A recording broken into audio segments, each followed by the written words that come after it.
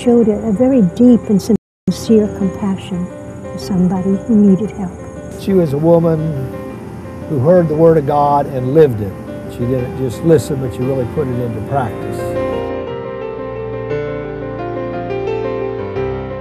Born in Cancale, France on October 25, 1792, Jeanne Jugan entered a world of hardship.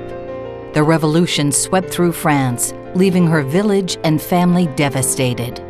As she grew working in her community, Jeanne saw the suffering of the aged poor. On one winter night in 1839, Jeanne encountered an elderly woman who was blind and paralyzed. Jeanne carried the woman home and provided her own bed. You know, we all see needs, and some of us kind of turn our face away. I'm sure I've done it. She saw a need and did something about it. Jeanne opened her home to more of the aged poor and went out in the community to beg for her residents' needs. Soon other women aided her work, allowing Jeanne to open more homes in France.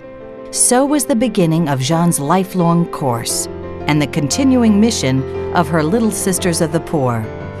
You know, Jeanne Jugan, when she founded our homes, she founded them to be families, to be a family that replaced the family that those people left, or if they had a family. And it's amazing the way that family spirit has continued in the congregation. Today, the Little Sisters of the Poor care for over 13,000 aging residents in 202 homes worldwide. Though faces have changed, their mission has remained the same: to provide the aging with a home where they may experience love and happiness. They don't call it heaven on earth, but it's darn near it. I always thought, you know, especially after my mother died here and the nuns prayed around her, I always thought, Lord, when I get older, this is where I want to be. So I think my prayers are answered. It was Jeanne's dedication to her work that allowed her to accept her eventual demotion. A young priest claimed credit for the congregation that she had begun years before. Jeanne accepted her relegation and continued with her same loyalty and compassion.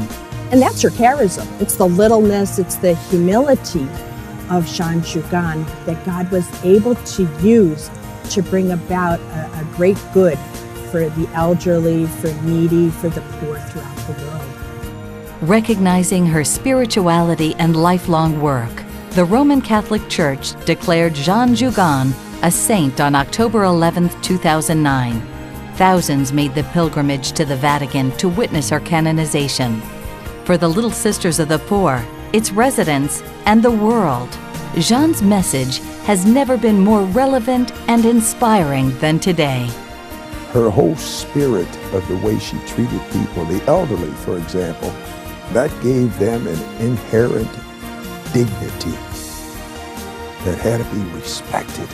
I was so overwhelmed with happiness and gratitude that God called me to walk in her footsteps, to be a daughter of Saint Jeanne Jugan.